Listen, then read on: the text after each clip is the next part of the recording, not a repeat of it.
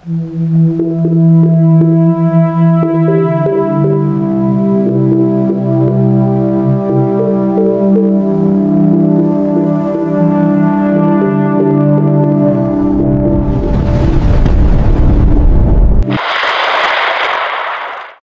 araw po sa inyong lahat.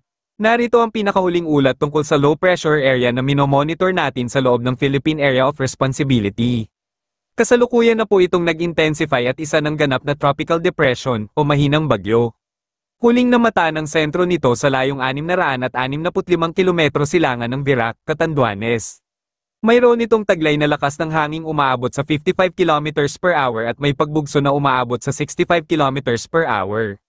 Kumikilos ito pakanluran sa bilis na 25 kilometers per hour na masasabing mabilis ang kanyang pagkilos at paglapit sa ating kalupaan. Kaya naman, pinaghahanda na natin ang ating mga kababayan para sa posibleng pagtama o paglapit nito sa ating kalupaan. Sa aming pagmomonitor, posible pa itong lumakas bago tuluyang maglandfall. Maaari pa itong umabot sa severe tropical storm, kaya't posible nating itaas ang signal number 3 sa mga lugar na dadaanan ng bagyong Paulo. Hindi rin natin inaalis ang posibilidad na maging typhoon category ito, kaya't maaari din nating itaas ang signal number 4 sa dadaanan ng sentro ng bagyo. Sa kasalukuyan, isa pa lamang itong tropical depression, ngunit sa mga susunod na oras, posible na itong maging tropical storm. Kaya't manatiling updated sa mga bagong ulat na aming ilalabas. Base sa pinakahuling track ng bagyong Paulo, bukas ng umaga ay nasa tropical storm category na ito habang papalapit sa ating bansa. Pagsapit ng hapon, tropical storm pa rin ito at nakataas na ang wind signal sa mga malapit o apektado ng bagyo. Samantala, pagsapit ng Biyernes ng umaga, mas lalapit pa ang sentro nito sa ating kalupaan, kung saan mararamdaman na ang hangin na taglay nito. Sa aming pagtaya, severe tropical storm category na ito at nakataas na ang signal number 3 sa Isabela at mga kalapit na lugar. Kaya't manatiling mag-antabay sa mga bagong ulat panahon na aming ilalabas. Sa Biyernes ng umaga, posible na rin itong maglandfall na may lakas ng hanging umaabot sa 100 kilometers per hour o higit pa, kaya't posible pa itong maging typhoon category. Maging alerto po, mga kababayan. Pagsapit ng Sabado ng umaga, posible na itong nakatawid sa Philippine Area of Responsibility. Gayunpaman, posible pa ring magbago ang track nito, kaya't ang aming payo ay manatiling updated. Ang ating minomonitor na LPA noon ay isa ng ganap na bagyo.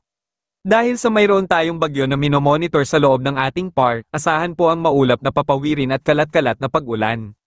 Kaya't kung kayo ay lalabas ng inyong tahanan, ugaliing magdala ng panangga sa biglaang buhos ng ulan sa Luzon, Visayas, at Mindanao. Ito ay dahil sa patuloy pa rin ang umiiral na hanging easterlies na makikita rin natin na apektado ang Hilagang Luzon.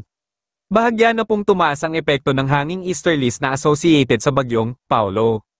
Mas lumalakas ang bagyo kapag mayroon tayong weather system dahil sa mayroon tayong easterlies na mainit na panahon na elemento upang lumakas ang pagbuo ng masamang panahon o bagyo sa ating bansa. Para naman sa lagay ng ating karagatan, sa kasalukuyan ay wala po tayong nakataas na gale warning sa kahit anong baybayin. Ngunit kapansin-pansin na rin po ang bahagyang pagtaas ng alon sa sakop ng bagyong Paulo na makikita natin sa may hugis bilog. Samantala, mag-antabay po sa aming babala ukol sa magiging lagay ng panahon sa karagatan dahil inaasahan po sa susunod na oras ang posibleng pagtaas ng alon na siyang mapanganib sa ating mga mangingisda na may maliliit na sasakyang pandagat. Iyan po ang pinakahuling update natin sa lagay ng LPA na ating minomonitor na naging bagyong Paulo na. Patuloy po ang aming pagmomonitor at magbibigay agad kami ng update ukol dito. Ingat po, mga kababayan.